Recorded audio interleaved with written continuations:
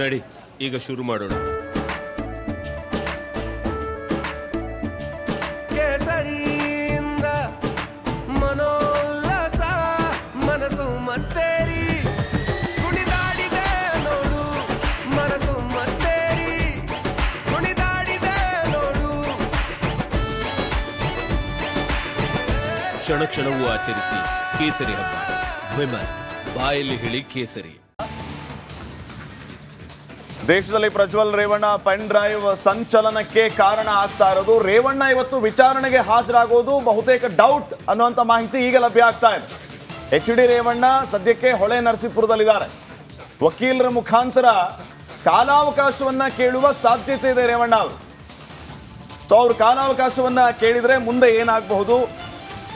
So notice ಈಗಾಗಲೇ issue ಆಗಿದೆ. SITಯ ಮುಂದಿನ ನಡೆ ಏನಿರುತ್ತೆ ಅನ್ನೋದು ಸದ್ಯಕ್ಕಿನ ಪ್ರಶ್ನೆ. ನಾಗರಾಜ್, ಇವತ್ತು ವಿಚಾರಣೆಗೆ ಹಾಜರಾಗೋದು ಬಹುತೇಕ ಡೌಟ್ ಅನ್ನುವಂತಹ ಅಪ್ಡೇಟ್ ಈಗ ಲಭ್ಯ ಆಗ್ತಾ ಇದೆ. ರೇವಣ್ಣ ಅವರು ಕಾರಣ ಹೊಳೆ ನರಸೀಪುರದಲ್ಲಿದ್ದಾರೆ.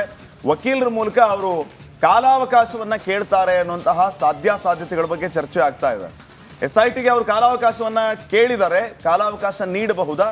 SITಯ ಮುಂದಿನ ನಡೆ ಯಾವ ರೀತಿಯಾಗಿರುತ್ತೆ?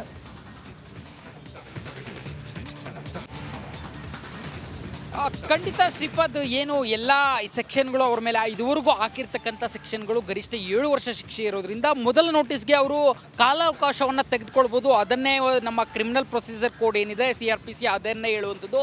ಈ ಹಿನ್ನೆಲೆಯಲ್ಲಿ ಇವರು ಮೊದಲ ನೋಟಿಸ್ಗೆ ಕಾಲಾವಕಾಶವನ್ನು ಕೇಳ್ಕೊಳ್ಳುವ ಸಾಧ್ಯತೆ ಜಾಸ್ತಿ ಇದೆ. ಯಾಕಂತಂದರೆ ಅವರು ಈಗ ಅವರ ಆಪ್ತವಲಯದಿಂದ ಲಭ್ಯವಾದ ಮಾಹಿತಿ ಪ್ರಕಾರ ಇನ್ನೂ ಹೊಳೆ ನರಸೀಪುರದಲ್ಲೇ ಇದ್ದಾರೆ. ಅವರು ಬೆಂಗಳೂರಿಗೆ ಬರುವ ಯಾವುದೇ ಒಂದು ಟ್ರಾವೆಲ್ ಪ್ಲಾನ್ ಇವತ್ತು ಆಗಿಲ್ಲ ಅಂತಂತೇಳಿ ಅವರ ಆಪ್ತ ಮೂಲದಿಂದ ಮಾಹಿತಿ ಬಂದಿರತಕ್ಕಂಥದ್ದು. ಹೀಗಾಗಿ ಅವರು ವಿಚಾರಣೆಗೆ ಹಾಜರಾಗುವ ಸಾಧ್ಯತೆ ಕಡಿಮೆ ಇರತಕ್ಕಂಥದ್ದು. ಮತ್ತೊಂದು ಕಡೆ ಅವರು ಯಾಕೆ ಇವತ್ತು ವಿಚಾರಣೆಗೆ ಹಾಜರಾಗಬಹುದು ಅಂತ ಹೇಳಲಾಗ್ತಾ ಇತ್ತು ಅಂದರೆ, ಅವರು ಇದುವರೆಗೂ ಯಾವುದೇ ರೀತಿಯ ಕಾನೂನು ಹೋರಾಟ ಶುರು ಮಾಡಿಲ್ಲ, ಕೋರ್ಟ್ನ ಮೆಟ್ಲೇ ಇರಲಿಲ್ಲ. ಈ ಹಿನ್ನೆಲೆಯಲ್ಲಿ ಅವರು ವಿಚಾರಣೆಗೆ ಹಾಜರಾಗಿ ಸಹಕಾರ ನೀಡಬಹುದು ಅನ್ನೋ ಶಂಕೆ ಇತ್ತು. ಆದರೆ ಏನು 3 ನೋಟಿಸ್ಗಳು ಸರ್ವಾಗೋವರೆಗೂ ಅವರಿಗೆ ಕಾಲಾವಕಾಶ ಇರೋದ್ರಿಂದ ಅವರು ಆಗ್ತಾರೆ. SIT ವಿಚಾರಣೆ ಇವರಿಗೆ ಕಂಟಕವನ್ನ ತಂದೊಡ್ಡಬಹುದಾ? 3 ಸಾರಿ ನೋಟಿಸ್ ಕೊಡ್ತಾರೆ. 3 ಸಾರಿಯೂ ಕೂಡ ಇವರು ನೋಟಿಸ್ ಅನ್ನ ರಿಸೀವ್ ಮಾಡ್ಕೊಂಡು ಹಾಜರಾಗಲಿಲ್ಲ ಅಂತಂದ್ರೆ ಅನಿವಾರ್ಯವಾಗಿ ಬಂಧಿಸಬೇಕಾಗತ್ತೆ. ಸೊ ಇದನ್ನ ರೇವಣ್ಣ ಮತ್ತು ಪ್ರಜ್ವಲ್ ಯಾವ ರೀತಿ ನೋಡ್ತಾರೆ, ವಿಚಾರಣೆಗೆ ಹಾಜರಾಗ್ತಾರೆ ಅನ್ನೋ ಸದ್ಯಕ್ಕಿನ ಪ್ರಶ್ನೆ ಆಗಿದೆ. ಈ ಎಲ್ಲ ವಿಚಾರಗಳಿಗೆ ಸಂಬಂಧಪಟ್ಟಂತೆ ಮತ್ತಷ್ಟು ಮಾಹಿತಿಯನ್ನ ನೀಡ್ತಾರೆ ನಮ್ಮ ಪ್ರತಿನಿಧಿ ನಾಗರಾಜ್. ಈಗ ನೇರ ಸಂಪರ್ಕದಲ್ಲಿ ಜಾಯ್ನ್ ಆಗ್ತಾ ಇದ್ದಾರೆ. Nagaraj, CRPC 41A police officer ಮುಂದೆ ಹಾಜರಾಗಬೇಕು. ಹಾಜರಾಗಲಿಲ್ಲ ಅಂತಂದ್ರೆ ವಾರೆಂಟ್ ಇಲ್ಲದೇನೆ ಅರೆಸ್ಟ್ ಮಾಡುವಂತಹ ರೈಟ್ಸ್ SITಗೆ ಇರುತ್ತೆ. ಸೊ ರೇವಣ್ಣ ಹಾಜರಾಗೋದಕ್ಕೆ ಯಾವ ರೀತಿಯ ಸಿದ್ಧತೆಯನ್ನ ಮಾಡ್ಕೊಳ್ತಾ ಇದ್ದಾರೆ? ಇನ್ ಕೇಸ್ ಹಾಜರಾಗಲಿಲ್ಲ ಅಂತಂದ್ರೆ ಎಷ್ಟರ ಮಟ್ಟಿಗೆ ಇವರಿಗೆ ಮುಳುವಾಗಬಹುದು ಈ ವಿಚಾರ?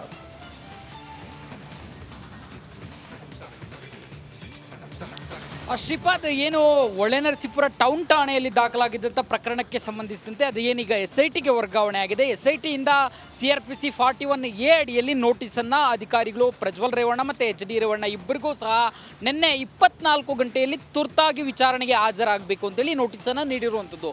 ಇಲ್ಲಿ ಪ್ರಮುಖವಾಗಿ ಏನು ಹೊಳೆ ನರಸೀಪುರ ಟೌನ್ ಠಾಣೆಯಲ್ಲಿ ದಾಖಲಾಗಿರ್ತಕ್ಕಂಥ ಪ್ರಕರಣ ಅದ ಎಲ್ಲ ಲೈಂಗಿಕ ದೌರ್ಜನ್ಯ ಸೆಕ್ಷನ್ಗಳನ್ನು ಏನು ಹಾಕಿದ್ದಾರೆ, ಇದು 7 ವರ್ಷ ಗರಿಷ್ಠ ಶಿಕ್ಷೆ 7 ವರ್ಷಕ್ಕಿಂತ ಒಳಗಡೆ ಇರೋದ್ರಿಂದ ಏನು ಪೊಲೀಸ್ ಅಧಿಕಾರಿಗಳು ಯಾವುದೇ ಆರೋಪಿಯನ್ನು ವಿಚಾರಣೆಗೆ ಅಥವಾ ಬಂಧನ ಮಾಡಬೇಕು ಅಂತಂದರೆ ಅವರಿಗೆ ಮೊದಲು ನೋಟಿಸನ್ನು ಕೊಟ್ಟು ವಿಚಾರಣೆಗೆ ಕರೆಸಿ ವಿಚಾರಣೆಯನ್ನು ಮಾಡಬೇಕು.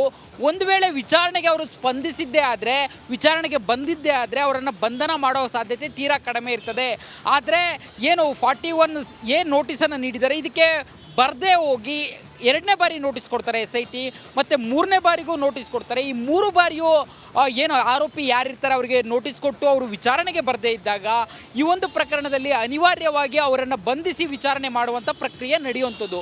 ಆದರೆ ಇಲ್ಲಿ ಈಗ ಮೊದಲ ನೋಟಿಸ್ HD ರೇವಣ್ಣ ಅಥವಾ ಸಂಸದ ಪ್ರಜ್ವಲ್ ರೇವಣ್ಣ ಅವರಿಗೆ ಮೊದಲ ನೋಟಿಸ್ ಸರ್ವ್ ಆಗಿರ್ತಕ್ಕಂಥದ್ದು. ಸಂಸದ ಪ್ರಜ್ವಲ್ ರೇವಣ್ಣ ವಿದೇಶದಲ್ಲಿದ್ದರೆ ಇತ್ತ ಕಡೆ ಏನು HD ರೇವಣ್ಣ ಸಂಪರ್ಕ ಮಾಡ್ತೀನಿ. ಇದೇ ವಿಚಾರಕ್ಕೆ ಸಂಬಂಧಪಟ್ಟಂಗೆ ಒಂದು ಬ್ರೇಕಿಂಗ್ ಬರ್ತಾ ಇದೆ, ನೋಡೋಣ.